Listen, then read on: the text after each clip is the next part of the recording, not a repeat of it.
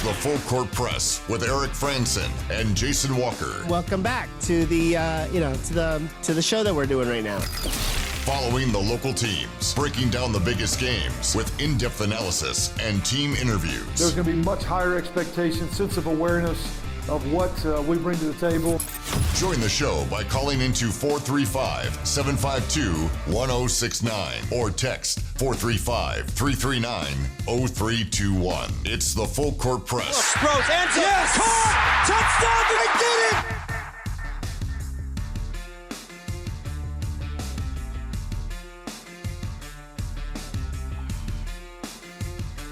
Hey, what's going on, everybody? Eric Frandsen and Jason Walker here on the Full Court Press. Thanks for tuning in, joining us here on 106.9 FM, 1390 AM, streaming online, 1069thefan.com. Also, the 1069 The Fan mobile app. A lot of different ways to get us. Just don't go to the evil tune in. They've been messed up. I know we've had some people trying to still work on it, but just go straight to the source. That'd be easier. Just get out of the habit of using TuneIn. We have an app. Yeah. I use the app. I don't really use it to listen to the show. Or if you're at your desktop, just pull up the website. You also listen to past episodes, bonus audio from press conferences, interviews that we've done. It's all there on our podcast feed. A couple different things we're going to get through today here on the Full Court Press. And as always, love to hear from you and have you participate in the show. But spending a little bit more time on Air Force. Who are they? What have they looked like so far this year? What kind of challenges do they pose? And where is this Utah State football team in preparing for a tough challenge with Air Force? Considering some recent history between the two teams, where Utah State's at now with their progression. We're also going to take a look at the Utah Jazz. They've got another preseason game tonight, taking on the Portland Trailblazers in Portland. But some early observations after one preseason game, comments from Coach Will Hardy, and stat that blew our minds and our player of the week. It's all on tap today. But certainly if you've got something that is on your mind that you want to share, we always will pivot to address those questions that come through on our Full Court Press text line, 435-339-0321, for those who want to text in. 5451, will Logan Bonner play against Air Force? No. 5451, maybe you've been out of the area or disconnected, but Logan Bonner is done for the year. Or he's being sarcastic. Yeah. Really heavily. Maybe. I don't know. It's the first text we've got from 5451, so it's hard to know. But no, Logan Bonner will not be available. And look, he didn't. Did he? I know that Peasley played the majority of the game. Did he play the full game against Air Force last year? Peasley? Peasley? No, they split early on, and then I think Bonner got banged up a little bit, ended up leaving. Peasley played the rest of the way toward more of the second half. Yeah, because I think Bonner got knocked out at some point in the second quarter. Took a really big hit, was taken off the field. Peasley finished the game. So I know Peasley finished the game and helped the Aggies win the game. For some reason, I was not remembering at what point did he enter the game. Yeah, they were. He played like the second series. Those first few games, they were alternating. Bonner was technically the starter by virtue of going out there for the first series. They did it against Washington State. Bonner took over, and then did it against North Dakota. And then I don't know if the Air Force game was the next game. Air Force was right after North Dakota. Okay, so in that game they were still doing that. Bonner got banged up. I can't remember if it was the second or third quarter. It was some point in that kind of middle third of the game, and then Peasley finished. Played really well. I'm going back to look at old box scores, but according to the ESPN, there were no Utah State passing yards or rushing yards. There was no receiving yards. There are a lot of defensive stats. Did they just delete all of the They're just not available. They're usually available from like a year ago. I've gone back like 10 years on ESPN game logs and still found stuff. Yeah. It'd take a little longer to go into the stat broadcast. You have to find the play-by-play, which is tricky to find. I'm amazed if they've gotten rid of it's just not there. the play-by-play. Bizarre. Must start looking it up, too. Yeah. Yeah, Logan Bonner, third quarter, threw a 24-yard touchdown pass to Justin McGriff, which got Utah State Yeah, they did get rid of everything. trailing 24-20. But then in that same quarter, there was another scoring pass from Peasley to Terrell, Carson Terrell, for 5 yards for another touchdown pass. So at that point, Peasley was in the game. So midway through the third quarter, It must have been the came third. in. Yeah, it must have been the third quarter. Yeah, because Bonner played at some point in the third quarter, then Peasley took over. So some point between 13:26 in the third quarter and 7:48, I believe that's when the takeover happened. 1678 texting in, will Logan Bonner be the backup, or is he third string now against Air Force, asking for a friend? What is going on here? People No. getting some attitude going here. No, Logan Bonner Bonner was healthy, he'd be starting. But alas, he just had surgery. Successful surgery, because it's always successful. It's always successful.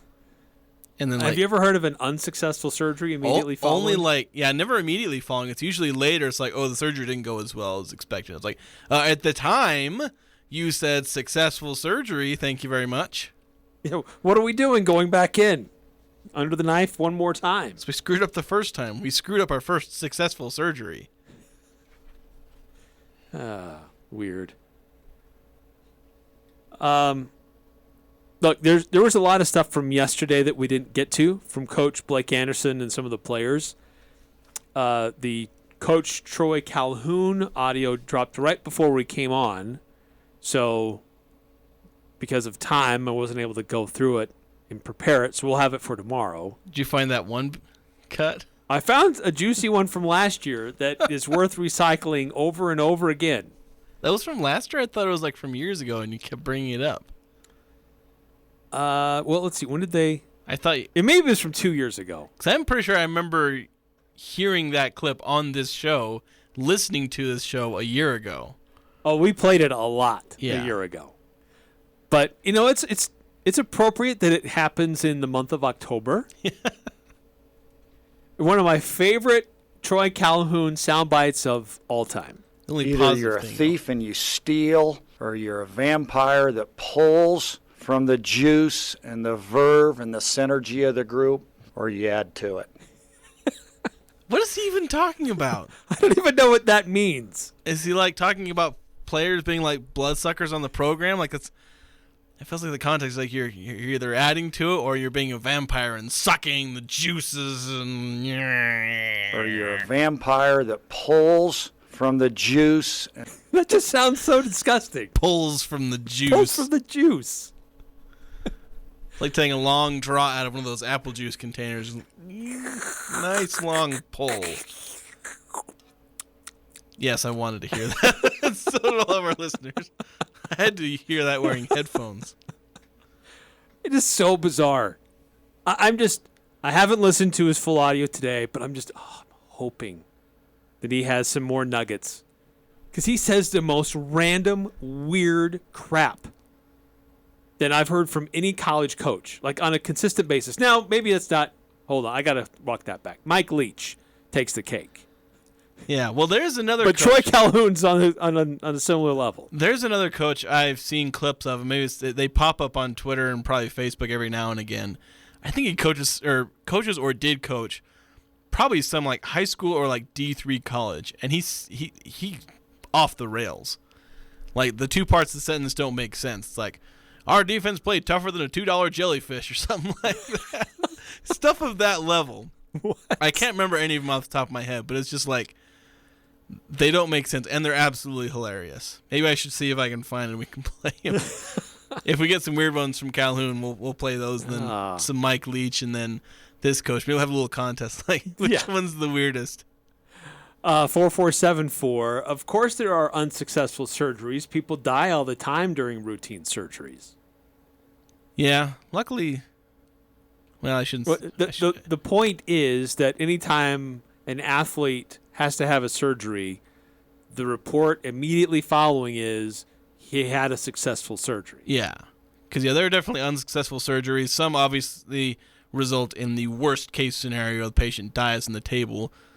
The more common unsuccessful surgery is, well, I didn't do it right. If you're having an ankle surgery and you messed up reattaching some of the tendons, or he left his iPod in your foot or something like that. But those are the more common unsuccessful surgeries. But, according to, when the agents are reporting it to, Woj or whoever, NBA or NFL, they're making them say it was a successful surgery. Put that in there. I think Alex Smith may have a thing to say or two about successful surgeries. He had like 20 of them. I had a successful surgery. The next successful surgery is another successful surgery to repair the previous successful surgery. Yeah. Except in his case, I think caused me to lose my leg. I think some of his surgeries, though, were the fact that it was just such a complicated, they're reconstructing his leg. They're Frankensteining his leg, basically. So what about Air Force? What about this team this year? This is a team that's they're the top team in the Mountain West. They've had the best season to date. Their one loss, honestly, kind of came out of nowhere. UNLV would like a word with you. Well, they're right up there. But the Falcons lost at Wyoming 17-14. Kind of a bizarre game for them because they pretty well dominated just about every other game. Now, the Navy played them close, but those military academy games usually are played pretty close, and Navy's a solid program. But they beat Northern Iowa 48-17. They beat Colorado 41-10. Granted, Northern Iowa lower, not a great power school. Non-major Colorado's been a total disaster. They just fired their coach. They beat Nevada 48-20. Nevada lost to an FCS program earlier this year. Yeah. So, okay, take their season for what it is, but they did lose to Wyoming, and it was a low-scoring game, but did enough to get past Navy with actually one of the biggest passing games of the year. But this is a team that can score a lot of points and makes it tough for their opponents to score on the other side. And really just looking at some of the trends, even in Utah State's, specifically Utah State's history with Air Force, it sounds really dumb to say this out loud because it's kind of the case in every game, but it feels like more important when you're playing a team like Air Force. But it's, keeping the ball away from Air Force and limiting their chances. Was crunching some numbers. When Utah State, when they've played them since joining the Mountain West, they played once in 1969, which... that one was kind of weird because Air Force was a passing team back then, apparently. They threw the ball like 33 times in that game. Wow. But since joining the Mountain West, so, 2013, when Utah State's held Air Force to under 55 rushing attempts, so, lowering their overall play count, they're 2-1. Then they're only allowing 21 points per game in those contests. I think the highest was like 27. When they've allowed 55 or more rushing attempts to Air Force, then they're allowing 36 points per game, and they're 2-4. And those two wins are 2018 and 2021, the two best offenses in Utah State history. They were able to overcome a lot of that. So, 49-45 last year, and then 42-32 in 2018. This Utah State team ain't winning in a shootout, or at least I'm not going to count it likely, unless some things change really quickly. So yeah, I agree. This team this year does not have that same firepower. They can't outscore. If it gets into a track meet, I don't know that they'll be able to keep up. Yeah, they just, they can make a couple of big plays, but again, last year there were so many explosive plays. I think Tyler had a long run. I know Tompkins had like a 70-yard pass. One of Peasley's touchdown pass, or another one of Peasley's touchdown passes was like 50-something yards. Just from when I glanced at the box score we were looking at earlier. So huge plays that helped Utah State actually overcome kind of a rough start for them. And yeah, this year's team ain't doing that. So it's going to come down to being more like, those better defensive squads. Of course, those defensive squads, the ones that were holding Air Force to those low play counts and low rushing totals, those had the Vigils, Jake Dowdy, those guys.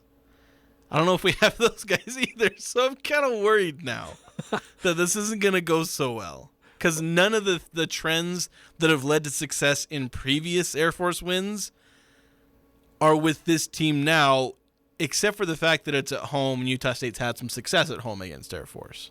That's like the only trend left that bears some positivity here. Interesting comments from Coach Blake Anderson yesterday about that Air Force team and how, kind of looking at, this goes along with what you're saying, but he talks about it in a defensive scheme kind of sense, how this is actually, I'm going to play this other one. That there's a possibility of a passing game from them. They haven't used it very much. They used it a lot more than they have all season against Navy.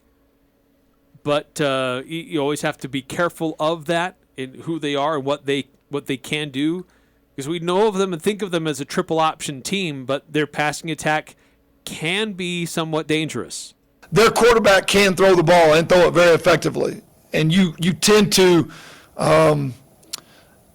be downhill and occupied with quarterback dive and pitch, and the next thing you know, they got a guy running right past you and he can make all the throws. So the discipline to be able to come off the triple and play the action and the drop back pass off of it is critical to keeping the score down. You can stop, dive quarterback pitch all you want to, but if you give up the post route or the seam wheel or the four verts off of it and it ends up in the end zone, then they're going to light you up on the scoreboard. Yeah, the emphasis is on containing the run and all the different wrinkles that they can throw at you to gain yards. But that secondary, they absolutely have a role to play because everybody starts moving up to help out on the run defense, and before you know it, you've been lulled into complacency where you're not getting involved in the action, and all of a sudden one of their wide receivers has slipped behind you, and you're hit with the play action pass for 20 plus yards. And that happens way too often against Utah State, I feel like. Although here's actually the weird thing about talking about how Air Force can pass, and that's true. Two of their most prolific passing games in terms of how many times they throw, like their top two games number of passing attempts, that was the loss against Wyoming. That's when they threw the most, 14 times. Second most times they threw was 8 against Navy, the one they barely won. I don't know what that means, but they did throw for 109 yards, which is actually the second most passing yards in a game. That one was against Northern Iowa. So I don't know what this trend means, but I just thought it was weird that their two most, prolific passing games were the games they didn't do so well in.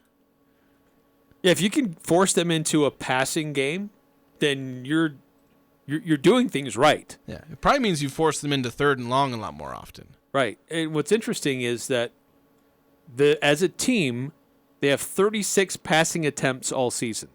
Zeke Daniels, he's their starting quarterback. He's a solid player, athlete. Doesn't throw the ball a lot. Cooper Legas, just for some context, he threw the ball 31 times just last Thursday.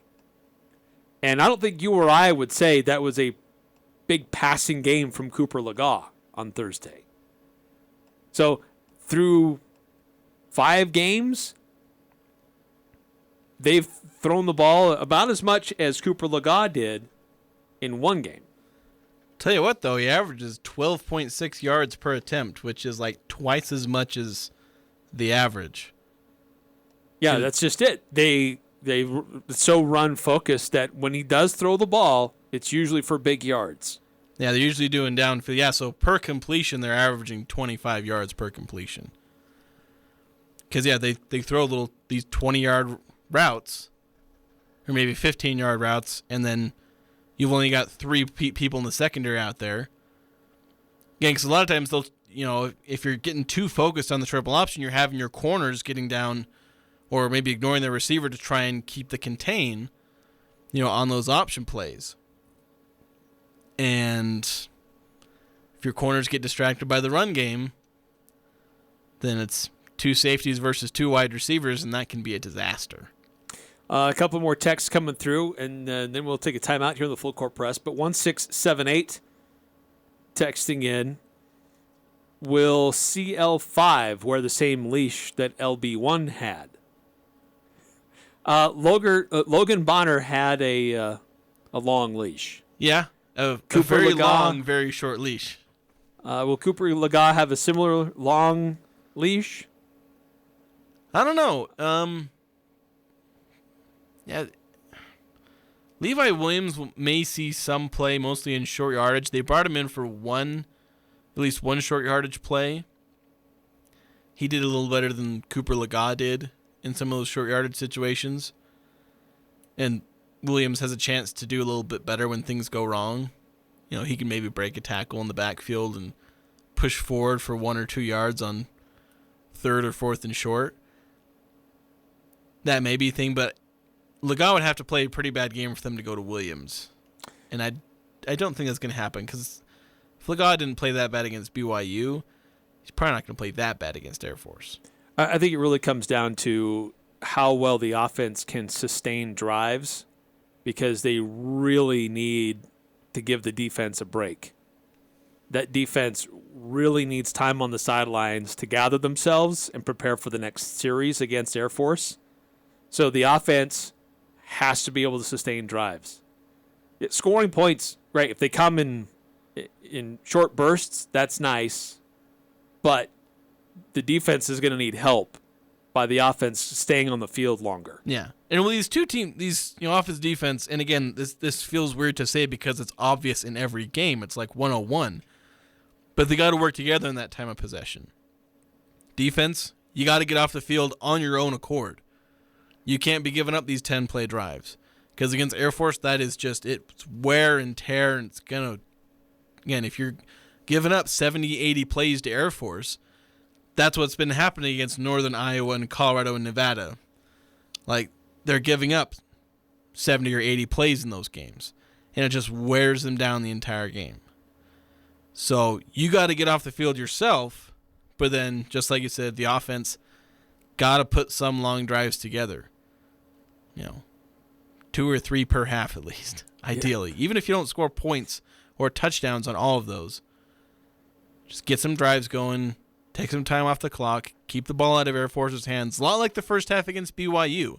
If they execute a game plan similar to what they did in the first half against BYU, ball possession, lots of running, but they still mixed in some good passing to sustain drives, that's an ideal way to beat Air Force.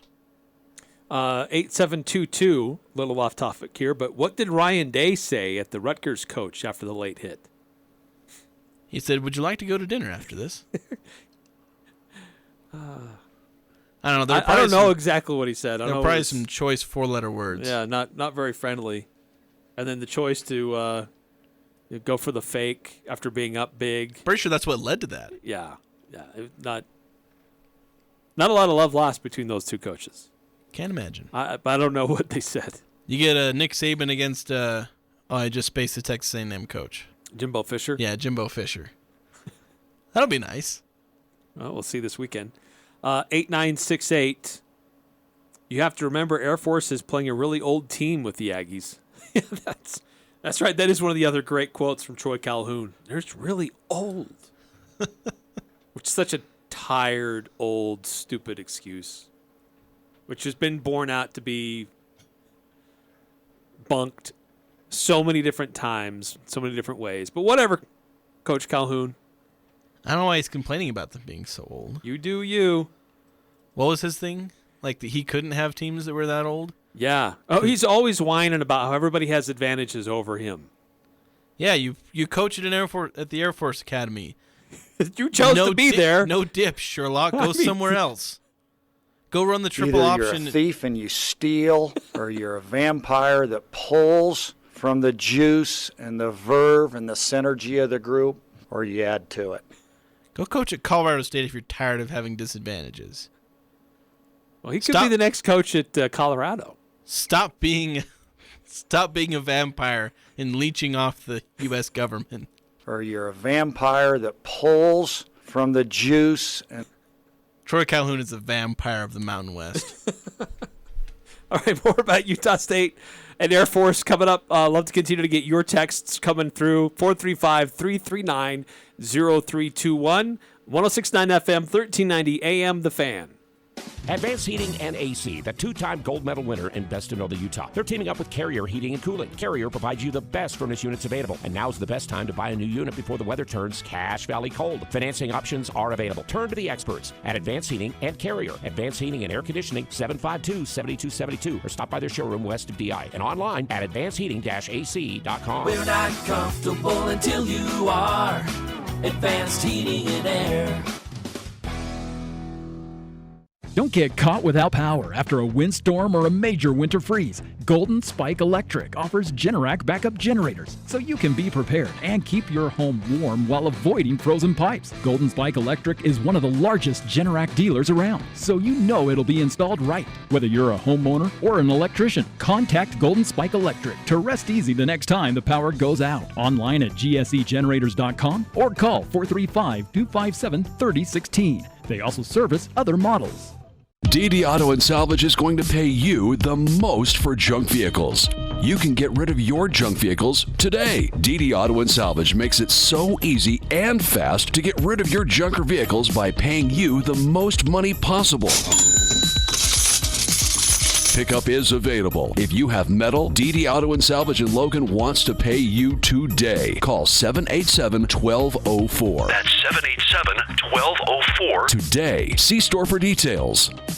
Join us at Prodigy Brewing to celebrate Oktoberfest. Delicious specials going on now through the end of October. Come on down and enjoy brats and German potato salad served with our house-made sauerkraut and mustard, tankards and house-brewed beer. You keep the tankard. Find us on Instagram for updates on new events throughout the month of October. Whether you're out with the family or friends, Prodigy Brewing is the place to be in Cache Valley, located at 25 West Center Street in beautiful downtown Logan.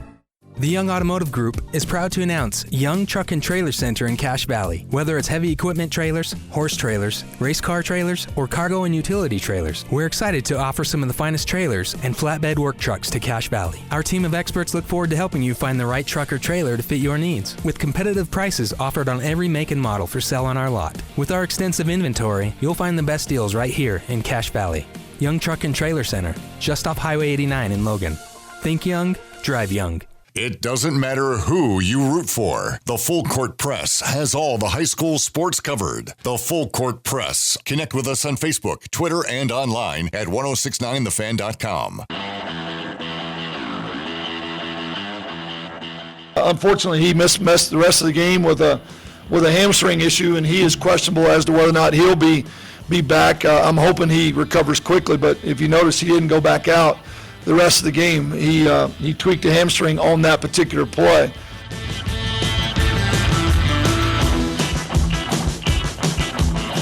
That's Blake Anderson talking about Brock Lane, the tight end for Utah State, who had a great play right down the middle for Utah State in the passing game. But after that play, where he picked up, how many yards did he get on that? It was a big play. Well, the thing is, it got called back for an ineligible man downfield. So funny thing is, if you go back into the play-by-play, it says... Oh, that play didn't happen. Well, yeah, it says no play, but a lot of times they'll have that, but then they say the yards and everything that happened, and then but penalty, so no play. BYU's stat keepers, who were having a bit of a rough game, thinks they're a little behind, which happens to Utah State as well. I'm not digging on BYU's guys. It just happens, but they were behind, and so they put 0 yards. So long story short, I can't tell you how many yards it was because it wasn't. I mean, I guess I could rewatch the play, but it was probably 30 to 40 yards. Yeah, I think it was. I want to say it was like a 30-yard play. Yeah. It was somewhere in that range. Good play. Not the greatest throw. Lega's really working on his accuracy on those deep throws. Bonner had a really nice, accurate deep ball. Lega working on that accuracy. So he still got it into Lane's catch radius, so he caught it, but he fell down. Yeah, and then he pulled a hamstring. Yeah. Which doesn't look like he will be available, as Coach said, this week, which is too bad because the Aggies have just gotten him back from being injured, and we're starting to see him involved in the offense. Establish a rhythm. Told you got to mute those sites. Where'd that come from? There we go. Probably ESPN again. Yeah, it was ESPN. I told you. And Lane's interesting because he's probably the first, maybe the only receiver, or tight end, that we've seen who's been a viable receiving threat. Against UNLV, he caught a few passes. They got him mixed in with the pass game. They ran a screen for him. He ran kind of an interesting kind of backside route where Bonner kind of turned around suddenly and threw it off his back foot to Lane, and he caught it kind of against the grain of where the play was going. And then obviously against BYU catches the long ball. And they'd been splitting him out as a wide receiver some, which is some interesting versatility, especially with the no huddle, because Utah State, they'll run their 4 wide receiver sets, and they also have a 3 wide receiver set, and the tight end will be either kind of lined up as a fullback, he'll be kind of split between the guard and tackle, maybe shadowing the tackle, or sometimes he'll be lined up on the offensive line. That's usually where he's at. He's on the line or kind of in the backfield. And then when they go to the 4 wide receiver sets, they sub out the tight end, bring in a wide receiver. But with Lane, they were able to run both, and that allows them to run the no huddle. And if he can be a viable wide receiver in that set, which he showed a little bit of that against BYU, at least on that one play, that's what begins creating those matchup problems, is where we were talking about the versatility of tight ends. That's where it comes into play, when you can use the no huddle and create matchup problems against the defense that you're forcing to stay out there because they can't sub, or they risk, getting the illegal substitution penalties or whatever. Yeah, and Coach talked about wanting to utilize tight ends more. Brock Lane has shown that he gives that offense more versatility than maybe some of the other guys, but they have been used in the run game, and I think a lot of people keep asking, what about in the passing game? But here's what Coach Anderson had to say about utilizing his tight ends more. They're always a huge part of what we do in the run game, whether it be on the edge or when they pull on counter or insert on zone. And, we always looking for ways to find matchups that benefit us with those guys. So I'd like to get them involved more. Hopefully that's something that we can do. So they've said for about 27 years now that they're going to use the tight ends more. Since the first day of fall camp, when I met with Coach Tucker. Yep, we want to use those tight ends more. They're versatile, most important, versatile position on offense and how they can be used. And I will say this, they're straight up lying when they say that. I mean, it's just we're not seeing it. They are using the tight ends the way they want to because that's the personnel they have. Lane is actually probably the only guy I think who is someone who can actually be part of the passing game. Sturzer isn't. Ron, the Missouri State transfer, whose last name I can't pronounce, he's basically a fullback. Buchanan hasn't played very much, so they bring in Ron. He's 270 pound. He outweighs the other tight ends by a good 40, 50 pounds. So he's basically a fullback. And they use their tight ends. I brought this up after the UNLV game. Most of the pass plays, the tight end where they had a tight end, most of the plays, he stayed in as a blocker. Because that's just what they were doing, I guess. That may have been their game plan because they were worried about UNLV's pass rush. Of course, they didn't adjust until very late when they just stopped having a tight end because they realized UNLV was only rushing 3 the vast majority of passing plays. So the thing is, we can keep pounding this drum as fans and media about Utah State needs to use the tight end more. They don't have the tight ends to use except for Brock Lane, at least in terms of the passing game. Otherwise, we're going to keep seeing them used in the run game, and they're used decently in the run game. They've got a nice little split zone play. They use them as lead blockers, pulling across the formation. That's fine. They're basically a fullback in some cases. But if you're talking about, we need to use them in the pass game, they're not good enough. Personnel, just they're not there yet. Yeah. We'd all love, we've talked over and over about the versatility and how amazing it is. We've played clips from the coaches saying how amazing it is to have a passing tight end. And if Brock Lane can stay healthy, he can kind of be that. And I'd love to see that. I talked about using him in the different formations in the no hurry. That's a positive. But if he's not healthy, it's Sturzer, and he's not going to do anything. Carson Trell, they had him last year. Carson Trell, not a very good receiving tight end. I think there were like 4 interceptions in his career that were his fault because they went off his hands and straight into the hands of a linebacker. Like, no exaggeration. 3 or 4 interceptions that were directly his fault. Hands. But good blocker. So they used him like that, and that's how they're using the tight ends, as blockers, and they're effective in that sphere. Yes, we all want them as pass catchers, but we don't have the personnel to use our tight ends as pass catchers, again, with the one exception. Let's see, 8084. Aggies offense needs to get a rhythm going early. That means slinging it on first and second down, not just third down. That'd be nice. Well, bottom line is I agree with the rhythm and getting in an offensive rhythm, which they started to do against BYU, which they've struggled with in many of their previous games, depends greatly on how they do on those early downs. First down efficiency has been a real problem for the Aggies, and they were better against BYU. Does that mean that they should throw it every first down? No. But if you have an opportunity to gain 3-4 yards on first down on a short passing route, sure. But that's been something that defenses are not giving Utah State. They're daring the Aggies to run on them. And so that's what started to work for USU in that first half against BYU. Yeah. But then they made their adjustments. USU struggled to make theirs. The second half was very different. One thing they've done well with is they use the hitch routes, the curl routes. 5 yards, stop back and look at the quarterback, he throws it to you.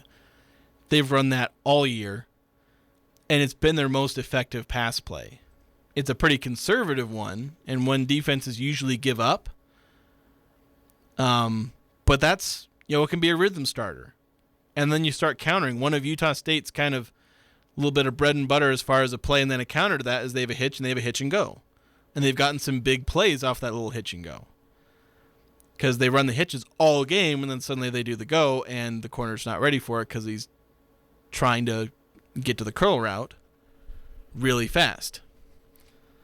So I guess that's one way they can be aggressive, but I don't know. There's they don't run a whole lot of different routes. They run go routes, hitch routes, and dig routes, and that's like 90%.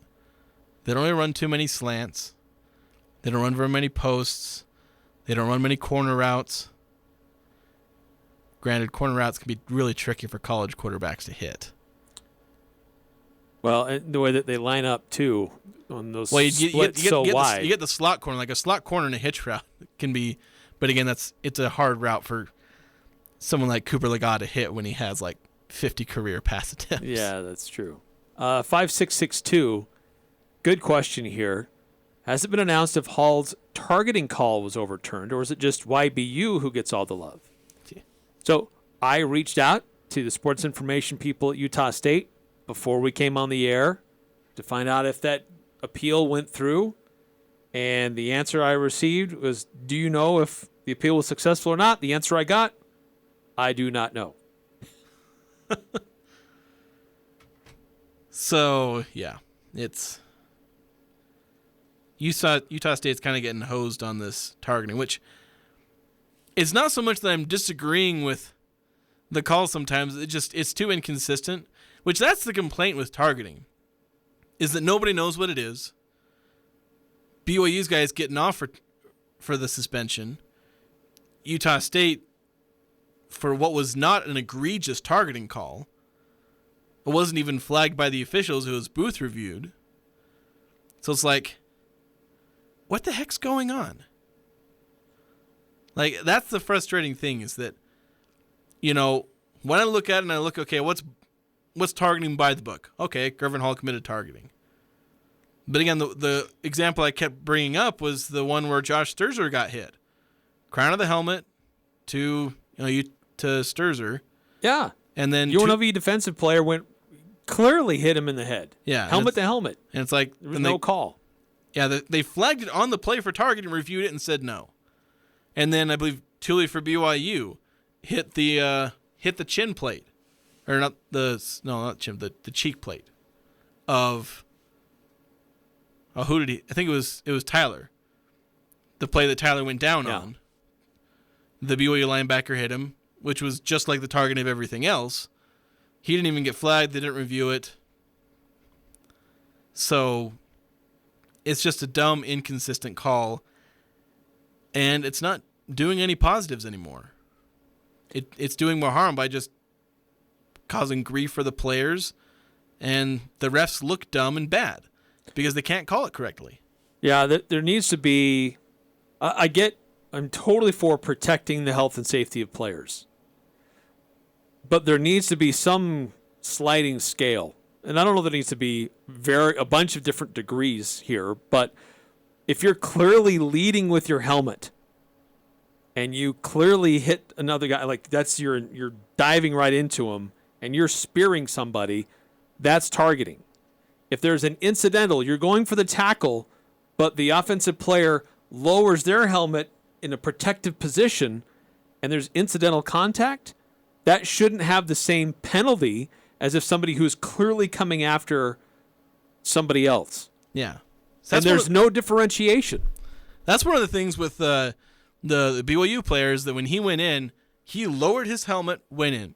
Gervin, it was shoulder to helmet, which is still targeting, but it's like the dangerous part is lowering your own helmet and hitting the guy. That's the dangerous thing. It's dangerous to yourself and it's dangerous to them. And so what targeting has accomplished something where players are much better nowadays at leading with their shoulder. Much, much safer. It's less harsh as far as a hit on yourself and on your target. And so it's done that good, but now it's not doing good anymore because it's been teaching people. You got to keep it around to, so people don't just forget that and then go back to the way it was. Right. But, I think that sliding scale where maybe if you say, okay, it was shoulder to helmet, maybe that's a less severe penalty, no suspension or something like that. And if you spear them, then yeah, ejection. Like, teach them, do not lead with your helmet. You can get away with leading with your shoulder if you make a mishit, but, those are adjustments. The problem is it's not going to change because there's not enough outcry. Yeah. It's just so inconsistent. That's what's frustrating. All right, another quick timeout here in the Full Court Press. Again, more time if you want to weigh in. We'll hear more from the coaches and the players about the matchups between Utah State and Air Force. We'll hear what they have to say about kind of the state of the Utah State football program and what's on the line this week with Air Force coming to town in the different matchups that we see. Love to continue to get your thoughts and your reactions as well on our Full Court Press text line 435-339-0321. Hey, the new Valvoline Instant Oil Change across from Angie's on Main Street in Logan offers Valvoline Synthetic and Valvoline Max Life Oil, which are the engine oils that your vehicle loves. So go check them out. They're open 7 days a week at 695 North Main in Logan. Quick, clean, and easy, just how it should be when it comes to getting your oil changed. An appliance farm with down home country prices and big city selection. E-I-E-I-O. When you're looking for a friendly spot to drive a little and save a lot, hey, Old McDarrell has a farm. An appliance farm. Darrell's Appliance. Low overhead, but lots of country charm. See Darrell's Appliance in beautiful downtown Benson. S.C. Needham Jewelers is where Utah gets engaged. Couples throughout the state buy their rings from S.C. Needham Jewelers because of our low prices, extensive ring selection, and extraordinary benefits and services with financing available. Go to scneedham.com to learn more. We have many unique and beautiful engagement rings starting at $500. You'll find affordable engagement rings with our integrity price guarantee. This is why we are where Utah gets engaged. Open Monday through Saturday, 10 to 7. S.C. Needham Jewelers, middle of the block, at the sign of the clock. Elements has delicious lunch specials, 2 for $30, or the new soup, salad, and bread special for just $10. It's tasty and quick. Elements lunch menu is full of scrumptious items prepared with a personal touch. Wood-fired pizzas are an excellent choice that include barbecue chicken and the bee's knees. The fresh battered halibut fish and chips with seasoned fries is always a hit. And don't forget the fan favorite Munster burger. Casual or professional. Open Monday through Thursday, 11:30 to 8 p.m. and Friday and Saturday, 11:30 to 9 p.m. Visit theelementsrestaurant.com for reservations today.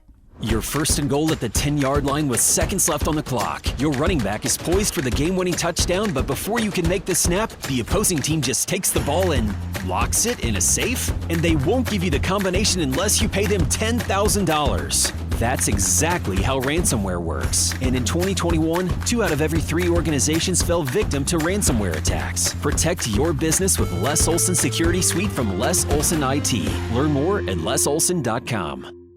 This is Nate Lamson with Valley Office Systems, your home team when local matters. Valley Office Systems is your local provider for all things office, copiers, printers, furniture, and document management. Proudly serving Cache Valley since 2007. Visit valleyofficesystems.com. Join the show by calling 435-752-1069 or text 435-339-0321. It's the Full Court Press with Eric Frandsen and Jason Walker.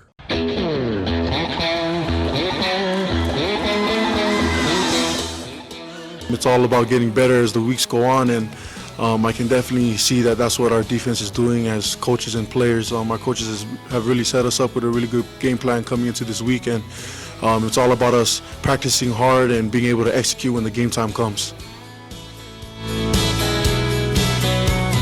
That's Hale Motuapuaka, defensive lineman for Utah State. Getting ready for a really tough battle this Saturday, 5 o'clock on Merlin Olsen Field. It'll be broadcast on FS1. Homecoming week for Utah State University. Speaking of weird things from Coach Troy Calhoun, I remember one couple of years ago, I think this was the Matt Wells era, he was bitter. He was bitter. Now, he is a bitter man because he complains about a lot of weird stuff. But he was bitter that Air Force was the opponent for Utah State on their homecoming game. Because in his mind, you schedule a powder puff team for your homecoming to ensure you get a victory. And so he was upset that that there was a message being sent to Air Force that they were Utah State's opponent for homecoming. Wonder if he's going to say the same thing this year. That's an old high school mindset. They don't do that in college. They used to do it in college. But now they don't do it as much anymore, especially. So old. Especially with, conference schedules being set. And even high school doesn't really do that as much anymore because they're not always controlling the exact scheduling. No. I mean, homecoming anymore in high school, that's you're in region play at that point. It's your first couple of games of region play, and if you're in Region 11, you lose your homecoming game anyway. That's your Mountain Crest. There's no guarantee of anything. So yeah, that the homecoming playing a weak team is an older tradition that we don't do anymore.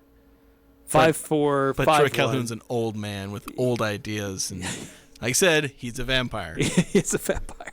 He sucks. 5-4-5-1. Texting in, is Laga going to help or hurt our offense? And why don't we run Briggs instead of Tyler Jr.? I don't know. I heard it has something to do with pass blocking. Briggs being all of 5'6" while wearing his cleats may limit his pass blocking potential.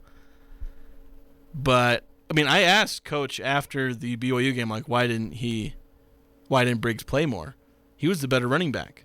He was more effective. Yeah. Tyler ended up doing just fine.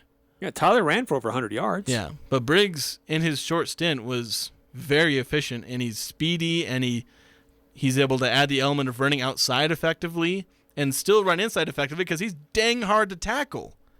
I really like Briggs' field vision. Yeah. I think he sees the field and sees holes and opportunities better than Tyler. Tyler is a bigger back.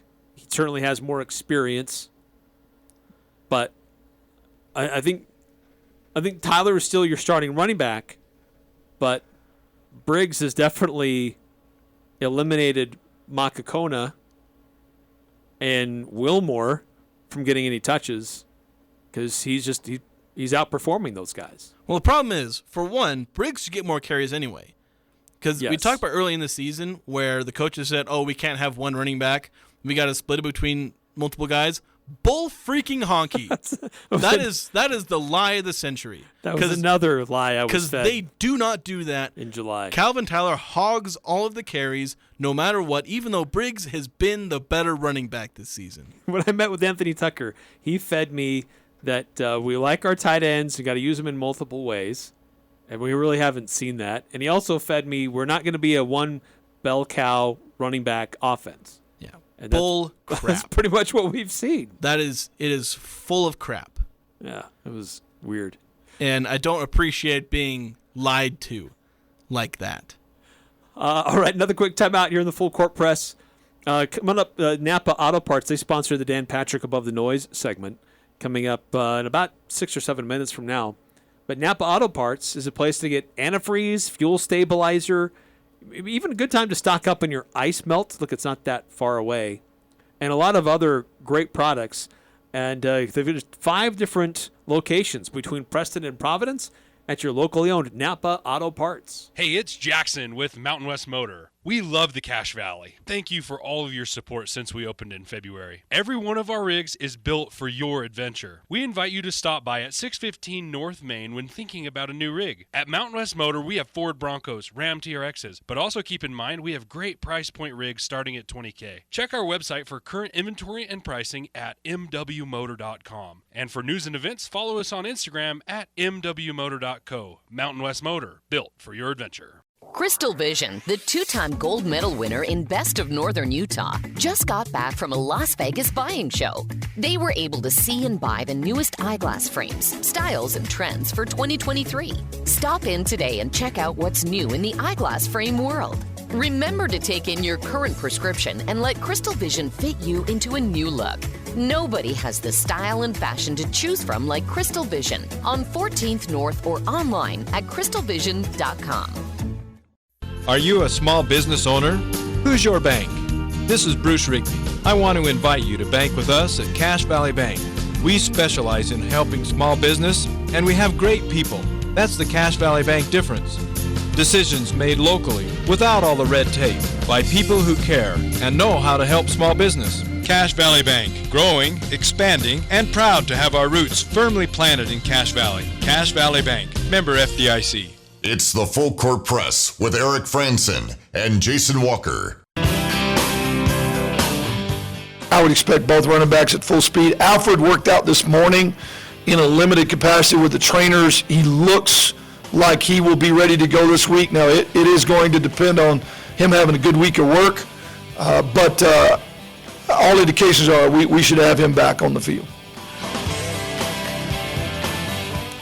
Coach Blake Anderson talking about Alfred Edwards, who the Aggies missed not having on the offensive line on Thursday. There were a few times when running backs got a little dinged up, but they came in. They were able to finish the game. Yeah. They'll be ready to go. Tyler got dinged up, came back in. Briggs got dinged up, never came back. Yeah. I'm still mad about that. Yeah. I think Briggs should be the starting running back. And I'm not going to be shy about that. He's been the better runner. Talk about the loyalty Coach Anderson and Tucker are showing to Logan Bonner. It's almost been worse to Calvin Tyler, who's been decent at times.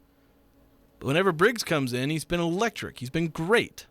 Why is he not being rewarded for his great play? He's been the best running back in at least 2 of Utah State's games. Doesn't make sense. Let's see, 5451. I don't think we've effectively answered, is the guy going to help or hurt our offense? I think he helps the offense stay on the field with his running ability. He's not as an efficient passer like Logan Bonner was, but we haven't seen a lot of him in that role, and so he's got to spend more time working on that. He helps the run game in that there's some quick fixes that he can bring that otherwise would take a crazy amount of creativity from the coaches. It can create some numbers advantages for the offense and blocking the defense, which, again, that's kind of the quick fix. And I went over that in my Monday cooldown a little bit. So it helps the run game. The passing game, I was adamant earlier this year that Lega's not going to make the passing game any better. I said he would make it worse. I don't think he made it all that much worse against BYU, but part of the thing was they didn't seem to trust him, especially in the second half, when they needed it more. The passes they did have were super conservative. They didn't let him sling it. So, at least not a lot. I mean, he did throw downfield. He did press it downfield a bit, but eventually. But that was late in the fourth quarter. I know that people were upset about the rate of passing to running. I wasn't as much upset as the rate of passing to running because it was similar to the first half when things were working. I was more upset about the fact that he didn't sling it again until the fourth quarter when they absolutely had to. Quickly, 6543 texting in, this will be the pivotal game of the year as far as the Mountain West Championship. Yep. Very well could be. Yeah. I mean, this is a division opponent, and they get this one and changes a lot for Utah State's future. More on that coming up next hour. I'm Dan Patrick, and this is Above the Noise. When the 49ers lost Trey Lance for the season, there's no doubt the team's offensive ceiling took a hit. Lance is unproven, but the second-year quarterback has elite traits that could have brought San Francisco's offense to new heights. But after Lance's Week 2 injury, the team was forced to turn back to Jimmy Garoppolo. Garoppolo isn't nearly as dynamic as Lance, but he is a proven, successful quarterback, at least in Kyle Shanahan's system. The team has made it to the Super Bowl, even managed to reach the NFC title game last year. And when you look at the team's victory over the Rams last night, it's hard to say that type of success is out of reach this season. Jimmy G isn't going to air it out like Patrick Mahomes, but he is capable of limiting mistakes and getting the ball to his playmakers. And when you have an elite offensive play caller, you have great weapons and one of the more talented defenses in the NFL. Could be a major recipe for success once again for the 49ers. I'm Dan Patrick, and this is Above the Noise.